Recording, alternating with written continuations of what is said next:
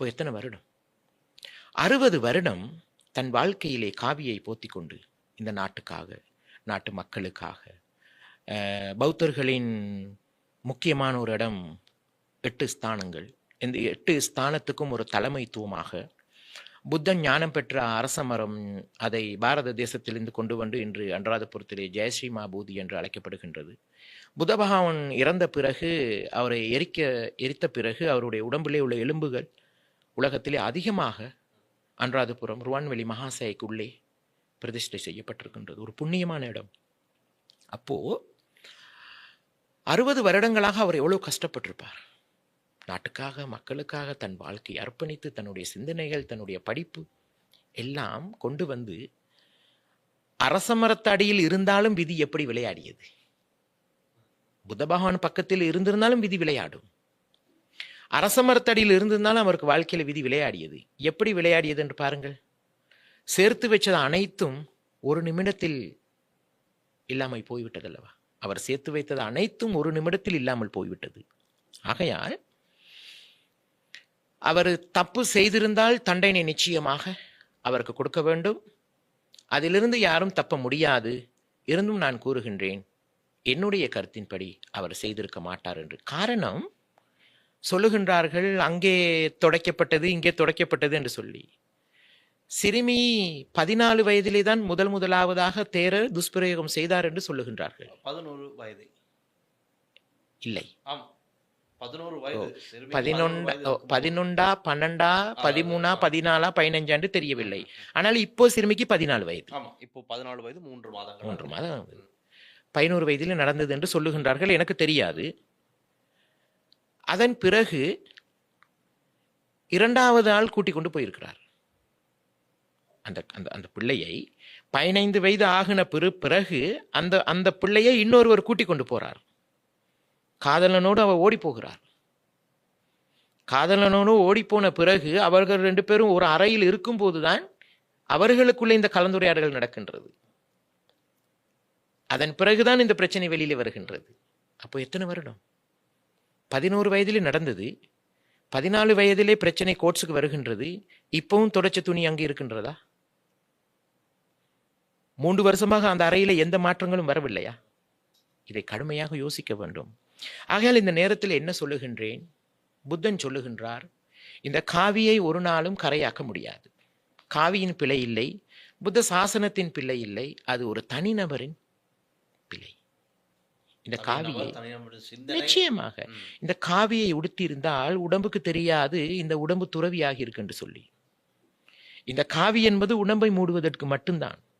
துறவரத்துக்கும் காவிக்கும் எந்த இதுவும் கிடையாது. புத்தன் சொல்லுகின்றார், முதலாவதாக நீ மனரீதியாக துறவரம் செல்ல வேண்டும். 2வது உடம்பை மூடிக்கொள்வதற்கு ஒரு காவியை அணிய வேண்டும். அப்போ முதல் மனரீதியாக துறவரம் போக வேண்டும். அவர் எப்படி துறவரம் போனார் என்று தெரியவில்லை. சாசனத்தின் மீது யாரு குறை சொல்ல முடியாது.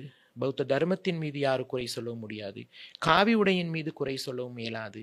காரணம், இதெல்லாம் தாண்டி ஒரு தனி நபருடைய அறிவும் சிந்தனையும் தவறான செயலுக்கு கொண்டு சென்றிருக்கின்றது. கட்டாயம் ஒரு காவியுடை அணிந்து துறவரம் பெற்று ஆன்மீக ரீதியான செயற்பாடுகளில் ஈடுபட்டாலும் அந்த தனி நபருடைய சிந்தனை, தனிநபருடைய உணர்ச்சிகள் நிச்சயமாக அவைத்தான் அந்த நபரை காவியை உடுத்திருந்தாலும் உள்ளே உடம்பு, சதைகளும் எலும்புகளும் அசடுகளும் நிறைந்த உடம்பு.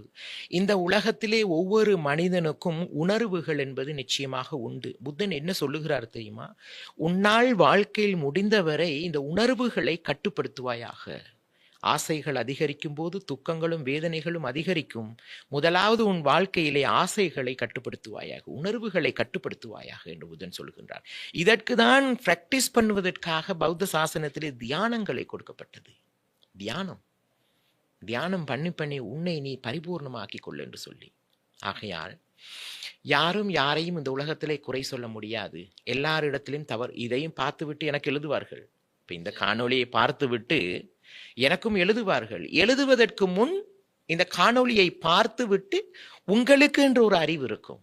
அந்த அறிவுபூர்வமாக யோசித்து விட்டு ராகுல தேரர் என்ன சொல்லுகிறார் என்றதை புரிந்து கொண்டு அதன் பிறகு இந்த இடத்திலும் சுய சிந்தனையை நிச்சயமாக தன்னுடைய சிந்தனை. பௌத்த தர்மம் என்பது என்ன தெரியுமா? பூஜை கிடையாது, சிலை வழிபாடு கிடையாது, அரசமர வழிபாடு கிடையாது, பிரார்த்தனை கிடையாது. பௌத்த தர்மம் என்பது அறிவும் சரியான சிந்தனையும். அறிவுபூர்வமாக சரியான சிந்தனைகளோடு இந்த காணொளியை பார்த்துவிட்டு எழுதுங்கள். எழுதுவது பிரச்சனை இல்லை. எழுதுவதற்கு முன் யோசிக்க வேண்டும். என்னுடைய அம்மா என் விரலை பிடித்து, என் ஆசிரியன் என் விரலை பிடித்து அம்மா அப்பா ஓம் நமசிவாய என்றெல்லாம் எழுத பழக்கி இருக்கிறார்கள். அப்ப நான் எழுதுவதும் சமூகத்துக்கு பிரயோஜனமானதாக இருக்க வேண்டும். சில பேர் எழுதுகிறார்கள், டேட்டா கார்டு இருக்கின்றது, அவர்களுடைய தொலைபேசி, அவர்களுடைய நேரம், அவர்களுக்கு மனதிற்கு வாய்க்கு வந்தது எழுதி விடுகின்றார்கள். இதுகளெல்லாம் நான் வாசித்து பார்த்து விட்டு நான் கவலைப்படுவேன். அவர்களை பெற்ற தாய் தகப்பன் இதை பார்த்தால், அவருக்கு வழிகாட்டிய குரு பார்த்தால் கவலைப்படுவார்கள். அட, இப்படி அசட்டுத்தன்மையாக எழுதுவதற்காக நான் அம்மா என்று பழக்கினேன் என்று சொல்லி. ஆகையால் கேளுங்கள், பாருங்கள், அறிவுபூர்வமாக யோசித்து விட்டு எழுத வேண்டியது எழுதுங்கள். இந்த இடத்துல ஒன்று சொல்லுகின்றேன். நான் ஒரு துறவி, இன்னொரு துறவி தவறு செய்தாலும் அதை இந்த நாட்டிலே சட்டம் சரியான முறையில் செயல்படுத்த வேண்டும். சட்டம் பொதுவாக இருக்க வேண்டும். ஆனால் இந்த தேரருடைய பிரச்சனைக்கு உள்ளே அரசியல் நடக்கின்றது. ஒவ்வொருத்தரும் ஒவ்வொரு இடத்திலே வீடியோ போட்டுக்கொண்டு வாரார்கள். இதுக்குள்ளே இன்னொரு கலவரம் வரப்பாக்கின்றது. காரணம், பௌத்த சமயத்தை பற்றி சிங்கள வாலிபர்கள் வீடியோ போட்டுக்கொண்டிருக்கின்றார்கள். அது இல்லாமல் சில தமிழ் வாலிபர்கள் வீடியோ போடுகின்றார்கள். அது இல்லாமல் சில முஸ்லிம் வாலிபர்கள் வீடியோ போடுகின்றார்கள். இதை பார்த்துவிட்டு சிங்கள பையன் சொல்ல போகின்றான், எங்கள் சமயத்தை எங்கள் மார்க்கத்தை நாங்கள் பார்த்துக்கின்றோம், நீ வாயை மூடு. எங்கே பிரச்சனை வருகின்றது? அப்ப இது எல்லாமே சமூகத்திலே ஒரு குழப்பத்தை கொண்டு வர போகின்றது. ஆகையால் இதை பற்றி பேசக்கூடாது. காரணம், இது கோர்ட்ஸில் இருக்கின்றது. கோர்ட்ஸ் தான் முடிவெடுக்க வேண்டும், நீதவான் முடிவெடுக்க வேண்டும், சட்டம் முடிவெடுக்க வேண்டும். அவரவர்களுடைய வேலை பார்த்தால் சட்டம் செயல்படுத்தும். அதே போல் இதை வைத்து அடுத்த ஜனாதிபதி பேச போகின்றார். 2009க்கு பிறகு வரக்கூடிய ஜனாதிபதி என்ன சொல்ல போகின்றார்? எனக்கு ஓட்டு கொடுத்து என்னை ஜனாதிபதி ஆக்குங்கள், இதுக்கெல்லாம் நான் ஒரு சட்டத்தை கொண்டு வருகின்றேன். மக்கள் என்ன செய்வார்கள்? அவருக்கு ஓட் கொடுத்து அவரை ஜனாதிபதியாக கொண்டு வருவார். அடுத்த ஜனாதிபதி எலெக்ஷனுக்கு ஆரம்பித்து விட்டது. நிச்சயமாக சாசனம் அவமதிக்கு உட்படுத்தப்படுகின்றது. எங்களுடைய ஆட்சி வந்தால் நாங்கள் இதற்கெல்லாம் இடம் கொடுக்க மாட்டோம், பௌத்தத்திற்கான முன்னுரிமை நாங்கள் சரியாக கொடுப்போம் ஆரம்பித்து விட்டார்கள். அடுத்த 2009 ஜனாதிபதி தேர்தல் ஆரம்பித்து விட்டார்கள். மக்கள் கவனமாக இருக்க வேண்டும். இதுகளை பார்த்து மக்கள் ஏமாந்து விடக்கூடாது. இதுக்குள்ளே அடுத்த அரசியலை ஆரம்பித்து விட்டார்கள். அடுத்த ஜனாதிபதியை தெரிவு செய்ய போகின்றார்கள். அடுத்து வடகிழக்கு பிரச்சனையை கொண்டு வர போகின்றார்கள். என்ன பிரச்சனை? மே 18 கொண்டு வருவார்கள். 13ஆம் அரசியல் சட்டத்தை நாங்கள் கொண்டு வரோம் என்று வருவார்கள். அதன் பிறகு புத்த சாசனத்தை பற்றி பேசுவதற்கு வருவார்கள். ஒன்றை சொல்லுகின்றேன், இன்னும் 1000 ஜனாதிபதி வந்தாலும் இந்த நாட்டை கட்டி காப்பாற்ற முடியாது. முடியும். ஐரோப்பிய நாடுகளிலே 5 பேருக்கு இந்த நாட்டை மீண்டும் கொடுத்தால் முடியும். அவன் போடுவான் சட்டம். அந்த சட்டத்திற்கு இவர்கள் அவர் பெரும் அடிமை வேண்டும். அப்பொழுது இந்த நாட்டை குட்டி சுவிட்சர்லாந்தாளாக கொண்டு வர முடியும். காரணம், நான் சுவிட்சர்லாந்து போனபடியாக சொல்லுகின்றேன், அவர்களிடத்தில் இந்த நாட்டை கொடுங்கள் என்று சொல்லி. ஒரு தவறு நடந்து இந்த நாட்டிலே, வெள்ளக்காரன் இந்த நாட்டை விட்டு போனதுதான் குத்தம். அவன் இருந்திருந்தால் இன்று நாங்கள் எப்படியெல்லாம் வாழ்ந்திருக்கலாம். சுதந்திர தினத்துக்களுக்கு சோசியல் மீடியாவில் ஒரு மீம் பார்க்கக்கூடியதாக இருக்கும். வெள்ளைக்காரர்கள் எல்லாம் ஐயோ எங்களை விடுகளா, ஆளை விடுகளா, நாங்கள் போகிறோம் என்று போனார்கள். எப்படி சுதந்திர தினம் கொண்டாட முடியும்? எங்களுடைய பாதி இளைஞர்கள் பல வெளிநாடுகளில் கஷ்டப்பட்டு டாலர் சம்பாதிக்கின்றார்கள். இங்கே உள்ள தலைவர்கள் எங்கேயாவது வெளிநாட்டில் வெள்ளக்காரன் டாலர் எதுவும் கொடுப்பானா என்று பார்த்து கொண்டிருக்கின்றார்கள். இன்றும் வெளிநாட்டு டாலரை எதிர்பார்த்து கொண்டு நாங்கள் எப்படி மேடை போட்டு சுதந்திரம் கொண்டாடுவது? முடியாது. சுதந்திரம் இல்லை. இன்னும் டாலர் எதிர்பார்த்து கொண்டிருக்கின்றோம். சுதந்திரம் கொண்டாட முடியாது. பாருங்கள், வெள்ளக்காரன் ஏன் போக வேண்டும் என்று சொல்லுகின்றேன், ஏன் இருக்க வேண்டும் என்று சொல்லுகின்றேன். வெள்ளக்காரன் நாட்டிய தேயிலை தோட்டம், இன்னும் அதிலே தான் நாங்கள் பிழப்பு நடத்தி கொண்டிருக்கின்றோம். வெள்ளக்காரன் செய்த ரயில்வே ஸ்டேஷன், ரயில்வே ரோடுகள், இன்றும் அதை தான் நாங்கள் பயன்படுத்தி கொண்டிருக்கோம். அதுக்கு வெள்ளை அடிப்பதற்கு கூட எங்களுக்கு அறிவில்லை. எங்களுடைய ரயில்வே ஸ்டேஷன்களை மேல் திருத்தம் செய்வதற்கு கூட எமக்கு பணமும் இல்லை, அறிவும் இல்லை. வெள்ளக்காரன் நாட்டிய ரப்பர் தோட்டம், மலையகத்தை எடுத்துக்கொண்டால் வெள்ளக்காரன் கட்டிய லைன் அறைகள். இப்போ 100 வருடம் தாண்டினால் புறாவித்யாவுக்கு எடுத்து விடுவார்கள். பழமையான கட்டிடங்கள். மலையகத்தில் உள்ள ஒவ்வொரு லைன்களையும் தொழிலுக்கு எடுக்க வேண்டும், புறாவித்யாவுக்கு எடுக்க வேண்டும், பாதுகாக்க வேண்டும். ஏன் அதை எடுக்கவில்லை? ஆகையால் எங்கே பார்த்தாலும் சூழ்ச்சி, எங்கே பார்த்தாலும் அரசியல், எங்கே பார்த்தாலும் பணம், எங்கே பார்த்தாலும் இனவெறி. இது இன்னும் 1000 வருடங்கள் போனாலும் இந்த நாட்டை கட்டி எழுப்ப கஷ்டம். தேரர் அவர்களே, மே 18 இந்த மே 18 சோசியல் மீடியாவில் காணக்கூடியதாக இருக்கிறது. எவ்வளவு வன்மத்தோடு இந்த சமூகம் கண்களிலே கண்ணீர் வருகின்றது. உண்மைக்குமே ஒரு பக்கம் வடக்கு கிழக்கிலே பெற்றோர்கள் அவர்களுடைய உறவினர்களை நினைத்து 2 கொண்டாட்டம், கவலையாக ஒரு கொண்டாட்டம், சந்தோஷமாக ஒரு கொண்டாட்டம். ஒரே நாட்டிலே, இந்த குட்டி நாட்டிலே 2,20,00,000 மக்கள் இருக்கக்கூடிய இந்த நாட்டிலே, பௌத்த தர்மம் பிரதானமாக இருக்க நாட்டிலே ஒரு மனிதன் கவலைப்படுவதை பார்த்து இன்னொரு மனிதன் சந்தோஷப்படுகின்றான். நிச்சயமா இதை நான் அதிகமான இடங்களிலே பேசி இருக்கின்றேன். தமிழர்கள் யோசிப்பார்கள், ராகுல திரர் என்ன செய்திருக்கின்றார் என்று சொல்லி. திரைக்கு முன்னால் செய்ததை விட திரைக்கு பின்னால் அதிகமான சேவை செய்திருக்கின்றேன். இன்று பெரும்பான்மை மக்களோடு நான் பேசுவது, வடகிழக்கு மக்களை இராணுவம் அடித்தது, புலிகள் அடித்தது, 10க்கு பாரத தேசத்தில் இருந்து இராணுவத்தை கொண்டு வந்து போட்டும் அடித்தார்கள். அப்போ எவ்வளவு அடியை தாங்கி கொண்டு பயணித்து வந்தவர்கள். பௌத்த தேரர்களிடத்திலே நான் என்ன திரும்ப சொல்லுகின்றேன், வடக்கிலே கிழக்கிலே போய் நீ பன்சலை கட்ட வேண்டிய அவசியம் இல்லை, பௌத்த கொடி நாட்ட வேண்டிய அவசியம் இல்லை, சிலை வைக்க வேண்டிய அவசியம் இல்லை. அந்த மொழியை படித்துக்கொண்டு அந்த மக்கள் மத்திக்கு போங்கள். அந்த மக்கள் மனசிலே பல காயங்கள், கஷ்டங்கள், வேதனைகள், துன்பங்கள் இருக்கின்றது. அவர்களோடு பேசுங்கள், அவர்கள் தலையை தடவி விடுங்கள், அவர்களுடைய மனதிலே உள்ள புண்ணுக்கு மருந்தாக கொடுங்கள் தர்மத்தை. உங்களுக்கு நாங்கள் இருக்கின்றோம் என்ற ஒரு உறுதிமொழியை கொடுங்கள். ஓடி போய் அவர்களுக்கு உதவி செய்யுங்கள். அவர்களுக்காகவும் நாட்டு ஜனாதிபதியிடம் பேசுங்கள். அவர்கள் சமைத்த உணவிலே ஒரு பாகத்தை நம்மளுடைய பசியை போக்குவதற்கு தானம் கொடுப்பார்கள். வடக்கிலே கிழக்கிலே உள்ளவர்கள் தீவிரவாதிகள் அல்ல, அவர்கள் தீவிரவாதிகள் பட்டம் சூட்டப்பட்டார்கள், இன்றும் சூட்டப்படுகிறார்கள். நிச்சயமாக. ஆகையா நான் இன்று பெரும்பான்மை மக்களோட, துறவிகளோட பேசிக் கொண்டிருக்கின்றேன். அன்பாய் செல்லுங்கள், அவர்களை அரவணையுங்கள். மீண்டும் இம்மாதிரியான ஒரு யுத்தம் இந்த நாட்டிலே வரக்கூடாது. படிப்பதற்கு போக முடியாது. சுகப்பிரசவத்திலே ஒரு குழந்தையை பெற்றெடுக்கும் போது கூட வெடி சத்தம் தான் கேட்டது அந்த தாய்க்கு. அப்ப இப்படியான சூழ்நிலை இருக்கும்போது ஒரு நாட்டிலே ஒரு இனம் போட்டோவை வைத்துக்கொண்டு என் பிள்ளையை தாருங்கள் என்று தாய் கதறுகின்றது. இங்கே நாட்டை நடத்தியவர்கள் மேடை போட்டு வெடி வைத்து கொண்டாடி கொண்டிருக்கின்றார்கள். இங்கே இராணுவத்திலே உள்ள தாய்மார்கள் அங்கே இராணுவ பெயர் பலகையிலே போய் தன் குழந்தையுடைய பெயர்களை தேடுகின்றார்கள், தேடி அங்கே கதறுகின்றார்கள். அப்போ இங்கே இராணுவத்திலே உள்ள தாயும் அங்கே புலிகளோடு இருந்த தாயும் தாய் அல்லவா? 2 பேருடைய கதறல் ஒன்று அல்லவா? அப்ப இதற்கெல்லாம் யார் பதில் சொல்ல வேண்டும்? பாசம், அந்த உணர்வு ஒன்றுதானே? தாய் பாசம் இல்லையா? ஒன்றுதானே? இன்றும் நான் யாழ்ப்பாணம் சென்றால் சில தாய்மார்கள் என்னோடு பேசுவார்கள், கண் கலங்கி பேசுவார்கள். சாது அவர்களே, இணைந்து செயல்படுங்கள், எங்களுடைய பிள்ளைகளுக்கு ஒரு தலைமைத்துவத்தை கொடுங்கள், மீண்டும் இந்த நாட்டில் பிரச்சனை வரக்கூடாது என்ற 3 பிள்ளைகளை இழந்துவிட்டு இன்றைக்கு தண்ணீர் கொடுப்பதற்கு ஒரு பிள்ளை இல்லாமல் இருக்கின்றது. எனக்கு எம் மனம் எப்படி இருக்கும்? இங்கே அனுராதபுரம் போனால் அங்கே சிங்கள தாய்மார்கள் விழுந்து விழுந்து கும்பிடுவார்கள். தேரர் அவர்களே, தமிழர்களுக்கும் சிங்களவர்களுக்கும் பாலமாக இணையுங்கள், நீங்கள் இவர்களுக்கு ஒரு பாலத்தை உருவாக்குங்கள். அன்றையே இவர்களுக்கு ஒரு பாலத்தை உருவாக்கியிருந்தால் இன்று 4 பிள்ளைகளை நான் இழந்து விட்டேன். என்னுடைய 4 பிள்ளைகளும் என் வீட்டுக்கு சவப்பெட்டியில் தான் வந்தது. இதை நான் யாரை குறை சொல்லுவது என்று சொல்லி. ஏன் இதை சொல்லுகின்றேன்? தலைவர்களை விட இந்த நாட்டிலே சாதாரண மனிதர்கள் நாங்கள் அறிவுபூர்வமாக யோசிக்க வேண்டும், நன்மையை சிந்திக்க வேண்டும். நடந்தவையாக இருக்கட்டும். இனிமேல் நாம் என்ன செய்ய முடியும், இனிமேல் என்ன செய்யலாம், இதற்கு என்ன தீர்வு என்று இந்த நாட்டிலே தமிழ் அரசியல்வாதிகள், சிங்கள அரசியல்வாதிகள், முஸ்லிம் அரசியல்வாதிகள் யோசிக்க வேண்டும். ஆனால் யோசிக்க மாட்டார்கள். எல்லா இடத்திலையும் சூழ்ச்சிகள். ஆகையால் மே 18 என்று வரும்போது நிறைய பேர் கேட்டார்கள் என்கிட்ட, எல்லாத்துக்கும் ஒரு வீடியோவை போடுவீங்களே, இதற்கு ஒரு வீடியோவை போடுங்கள் என்று சொல்லி. யாருக்காக வீடியோ போடுவது? சந்தோஷமா கொண்டாடுபவர்களுக்காகவா? இல்லை வடகிழக்கிலே கவலைப்படுபவர்களுக்காகவா? இல்லை இராணுவத்திலே சென்ற அந்த மாணவர்களுடைய தாய் தந்தையர்களுக்காக போடுவா? இல்லை அரசியல்வாதிகளுக்காக போடுவா? இல்லை இந்த அரசியல்வாதிகளுக்கு துணையாக சென்ற சமய தலைவர்களுக்கு நான் போடுறதா? ஒருத்தருக்கும் போட முடியாது.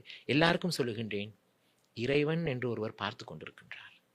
இப்போ இஸ்லாமியர்களுடைய பெருநாள் ஹஜ் பெருநாள் நடக்கின்றது. இன்று ஹஜ் பெருநாள் நடக்கின்றது. இதனையும் சொல்லுகின்றேன், இறைவன் என்று ஒருவர் இருப்பதாக தான் இன்றைக்கு மக்காவிலையும் மதீனாவிலையும் பல லட்சம் மக்கள், பல கோடி மக்கள் ஒன்றிணைந்திருக்கின்றார்கள். இங்கே என்ன ஆடம்பரமாக வாழ்ந்தாலும் அங்கே ஒரு ஜான் துணியை தான் போத்தி கொண்டு போக வேண்டும். கீழே கட்டுவதற்கு ஒரு வெள்ளை புடவையும் மேலே போத்துவதற்கு ஒரு வெள்ளை புடவையும் தான் இருக்கின்றது ஒழிய அதை தாண்டி அங்கு அது ஒன்றுமே கிடையாது. மக்காவிலையும் மதினாவிலையும் பல கோடி மக்கள் என்று ஒன்று சேர்ந்திருக்கின்றார்கள் இறைவன் இருக்கின்றார் என்ற நம்பிக்கையில். ஆனால் பொய். இறைவன் இருக்கின்றார், இறைவன் என்னை பார்த்து கொண்டிருக்கின்றார் என்று நினைப்பவர்கள் எல்லாம் இருந்தால் இந்த உலகம் இப்படி இருக்காது. பொய் வேஷம் எல்லாமே இந்த இலங்கையிலே பௌத்தமாக இருக்கலாம், இந்துவாக இருக்கலாம், கிறிஸ்தவமாக இருக்கலாம், இஸ்லாமாக இருக்கலாம், அதிகமானோர் வேஷம் போட்டுக் கொண்டிருக்கின்றார்கள், நாடகம் ஆடிக்கொண்டிருக்கின்றார்கள். இந்த உலகத்தில் முதலாவதாக நரகம் போவதாக இருந்தால் யார் தெரியுமா? 4 சமய தலைவர்கள் தான் போவார்கள். முதலாவதாக நரகத்துக்கு செல்லுபவர்கள் துறவிகள், மௌலவிமார்கள், ஃபாதர்மார், கோயில் குருக்கள்மார். இவர்களுக்கு பின்னால் தான் மக்கள் நரகத்துக்கு போவார்கள். ஏன்? வழிகாட்டியது நாங்கள் அல்லவா? ஆகையால் மிகவும் அறிவுபூர்வமாக சிந்தித்து நாம் இந்த சமூகத்திலே பயணிக்க வேண்டும். இல்லை என்றால் இன்னும் 500 வருடங்களுக்கு பிறகு இன்னொரு மே 18 நாம் சந்திக்க வேண்டி வரும். மிகவும் ஒரு ஆழமான அர்த்தமுள்ள பல விடயங்களை தேரர் அவர்கள் எம்மோடு பகிர்ந்து கொண்டிருந்தீர்கள். உண்மையாகவே அருகிலிருந்து கேட்ட எனக்கே ஒரு நல்ல ஒரு போதனை கேட்டதை போலத்தான் இருக்கின்றது. நிச்சயமாக மனம் மாறுவதற்கு நல்ல ஒரு சந்தர்ப்பம் இந்த நேர்காணல் நான் நினைக்கின்றேன் பல பேருக்கு மனம் மாறுவதற்கு ஒரு வாய்ப்பாக அமையும் என்று வெசாக் தினமும் அண்மித்துக் கொண்டிருக்கின்ற நேரத்திலே நாங்கள் இந்த நேர்காணலை ஒளிப்பதிவு செய்து உங்களுக்காக வழங்கியிருக்கின்றோம். தேரவர்களே, இறுதியாக இந்த நேர்காணலை பார்த்து கொண்டிருக்கின்ற தமிழ் மக்கள், சிங்கள மக்களுக்கும் சேர்த்து எங்களுடைய மக்களை பார்த்தே சொல்லக்கூடிய அந்த மெசேஜையும் சொல்லிவிட்டு நாங்கள் இந்த நேர்காணல் நின்று கொண்டு வருவோம். நிச்சயமாக மிக்க நன்றி. லங்காஸ்ரீ ஊடகம் ஒவ்வொரு நாளும் மக்களுக்கு தேவையான கருத்துக்களை பகிர்ந்து கொள்ளும். அதே போல் இன்று பகிர்ந்து கொள்ள கருத்தில் இறுதியாக என்ன சொல்ல வேண்டும்? ஒரு மனிதனுக்கு அறிவு தேவைப்படுகின்றது, நல்ல சிந்தனை தேவைப்படுகின்றது, அதே போல் ஆன்மீகம் தேவைப்படுகின்றது. அதே போல் புத்தகத்தின் அனுபவத்தை விட சமூகத்தின் அனுபவம் தேவைப்படுகின்றது. இந்த உலகத்திலே படித்த பட்டதாரிகள் அதிகரித்து கொண்டு போகின்றார்கள், படித்த அறிவாளிகள் குறைந்து கொண்டு போகின்றார்கள். ஆகையால் அன்பார்ந்த உறவுகளே, இந்த நாட்டிலே வாழுகின்ற தமிழர்களும் சிங்களவர்களும் அதே போல் பௌத்தர்களும் இஸ்லாமியர்களும் சைவர்களும் கிறிஸ்தவர்களும் என்ற அடிப்படையில் நாம் எல்லாம் மனிதர்கள். உங்கள் மார்க்கம் உங்களுக்கு, எங்கள் மார்க்கம் எங்களுக்கு. அதை தாண்டி நாம் எல்லாம் மனிதர்கள். எங்களுடைய எல்லாத்துடைய பொறுப்பு இந்த நாட்டை கட்டி எழுப்ப வேண்டும், மனித நேயத்தை பரப்ப வேண்டும், வாழும்போதுதான் வாழ்த்த வேண்டும், வாழும்போதுதான் மரணத்தை அழகுபடுத்த வேண்டும் என்று தர்மம் சொல்லுகின்றது. ஆகையால் நடந்தவையாக இருக்கட்டும், இனிமேல் நடக்க போறதை பற்றி யோசிப்போம் என்று கூறிக்கொண்டு இலங்கையிலே வாழுகின்ற, உலகெங்கும் வாழுகின்ற லங்காஸ்ரீ நேயர்களுக்கு எப்பவும் அமைதி கிடைக்கட்டும், பொறுப்பான வாழ்க்கை கிடைக்கட்டும், அன்பான விதைகளை விதைப்பதற்கான சிந்தனைகள் கிடைக்கட்டும் என்று கூறி வாய்ப்பளித்த உங்களுக்கும் லங்காஸ்ரீ இந்த ஊடகத்திற்கும் பார்த்து கொண்டிருக்கக்கூடிய நேயர்களுக்கும் எங்களுடைய ஆசீர்வாதத்தையும் எங்களுடைய இந்த வெசாக் பௌர்ணமி தினத்தையும் வாழ்த்துக்களையும் தெரிவித்துக் கொண்டு வாய்ப்பளித்த அனைவருக்கும் மீண்டும் ஒரு தடவை நன்றி கூறி விடைபெறுகின்றேன். வாழும்போது வாழ்த்துவோம், வாழும் போதே தன் மரணத்தை அழகுபடுத்துவோம். இன்று லங்காஸ்ரீயின் எங்களுடைய இந்த சிறப்பு நேர்காணல் நிகழ்ச்சிக்காக கொழும்பிற்கு வருகை தந்தீர்கள். அதே போல் எங்களுடைய அலுவலகத்துக்கு வருகை தந்து எங்களுடைய நேர்காணலுக்காகத்தான் இன்று தேரர் அவர்கள் அட்டெண்டில் இருந்தேன்னா? நிச்சயமாக பலாங்குட பிரதேசத்திலே இருந்து இந்த காணொலிக்காக தான் நான் இன்று வந்தேன். இது முடிய நான் பலாங்குடை போக வேண்டும். நாளையிலிருந்து பல இடங்களுக்கு போக வேண்டியதாக இருக்கிறது. நிச்சயமாக அவை இன்று மெனக்கட்டு வந்து இந்த நேர்காணல் மூலமாக உலகவாழ் தமிழ் சொந்தங்களுக்கு இதில் ஒரு விஷயத்தை சொல்ல வேண்டும். இந்த வருடம் நிறைய அரசு சம்பந்தமான இடங்களிலே ராகுல தேரரை அழைத்து தர்ம போதனை நடத்துகின்றார்கள். காரணம், தமிழ் மொழியிலே சிங்கள மொழியிலே 2 மொழிகளிலும் போதனைகள் செய்கின்றோம். இதை பார்ப்பவர்களும் மக்களுக்கு தேவையான விடயங்களை செய்ய வேண்டுமாக இருந்தால் ஒவ்வொரு இடங்களையும், பாடசாலையாக இருக்கலாம், காரியாலயமாக இருக்கலாம், எந்த இடமாக இருந்தாலும், அது ஆலயங்களாக இருக்கலாம், தமிழர்கள் சிங்களவர்கள் முஸ்லிம்கள் எல்லாத்தையும் ஒரு மண்டபத்திற்கு அழைத்து தர்ம போதனைகளை நடாத்துவதற்கு நாங்கள் தயாராக இருக்கின்றோம். ஏற்பாடு செய்ய வேண்டியது உங்களுடைய பொறுப்பு. வாருங்கள், மதம் கடந்த மனிதநேயத்தின் மண்டபத்தை உருவாக்குவோம். நிச்சயமாக நல்லதே நடக்கட்டும். அவே பகவந்தலாவ ராகுல தேரர் அவர்களுக்கு எங்களுடைய மனம் மார்ந்த நன்றிகளை நாங்கள் தெரிவித்துக் கொள்கிறோம். இன்று இந்த இடத்திற்கு வந்து இவ்வளவு நல்ல பல விடயங்களை பகிர்ந்து கொண்டமைக்கு நன்றி. நன்றி. தொடர்ந்தும்